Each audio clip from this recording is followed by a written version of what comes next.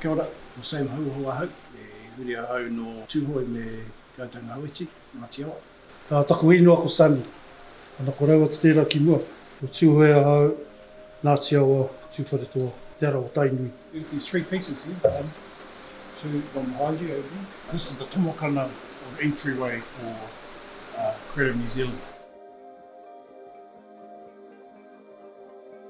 The brief that we were given was that we're trying to incorporate all those things that sort of encompass Creative New Zealand, as well as trying to represent some history of Te Whanganui-a-Tara. We took into account what, the main aspects of Creative New Zealand and try to fit all those into these side pieces or whakairo that go up the sides. So you got the camera, look, the camera there. Moving up to here, we have free hands, maybe performing arts, that sort of thing. And up to here, we've got this figure here. It's a sort of more like a taranaki style figure of a weaver, weaving to represent the arts, that side of the arts, or toi maori. So the shaping, the moulding, see all these holes there, all that takes quite a bit of time. And once all that's done, what Sonny was doing here on this side, and that's all done, move on to here and start drawing designs on the figures. And that's pretty much the last stage. Yeah. Probably stain it, nice stain, yeah. So this is tōtara. I suppose trying to get the right sort of colour so it doesn't block out the grain. So I'm trying to keep that natural grain so you get a lighter stain on top of that, and a little bit of a lacquer to bring it out, bring the grain out, so it brings it to a bit more life, So this tōtara is recycled and it's been laminated. So there's 1, 2, 3. It's been joined 3 times. Yeah, joined 3 times because we couldn't get a piece of tōtara wide enough. It's pretty hard to see. If you have a look carefully, you can see the sort of the laminations here.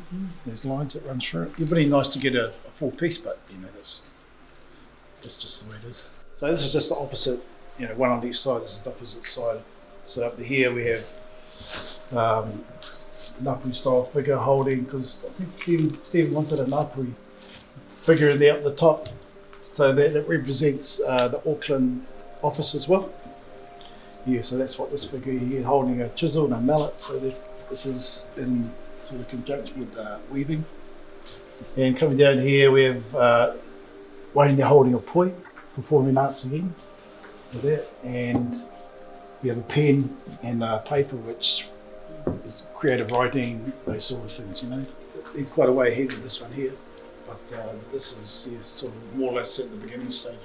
Really. So this goes above the doorway, so it's like the pari of it, and so this basically speaks of the history of the area of Kupe. A lot of those figures, apart from Kupe, taranaki style figures from Hauwaho.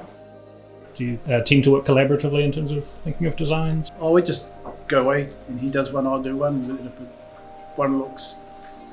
like to combine the both of them or take bits out of one and out of another. Yeah, just depends. Yeah, but what about this? Should you change that? Yeah, we have. Yeah. It's never. Add. Yeah. Add, always add.